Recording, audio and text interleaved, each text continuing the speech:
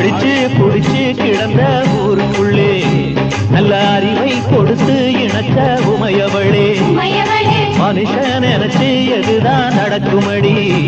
உந்தன் நினைப்பு எதுவோ அதுதான் நிகழுமடி நல்லோக்கு தீங்கிழச்சா காப்பவள் நீயே பொல்லாத கோபம் கொண்டு பொங்கிடும் சாயே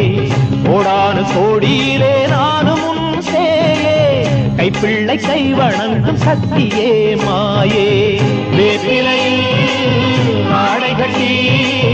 வீட்டிருக்கும் அம்பிகையே கோலத்தில் உட்கார்ந்திடும் மகமாயே நன்றி உனக்கு சொல்ல வார்த்தையில்லை மாறியே நெஞ்சு நிறைஞ்சு நிற்கும் ஆயிரங்கன் சூலியே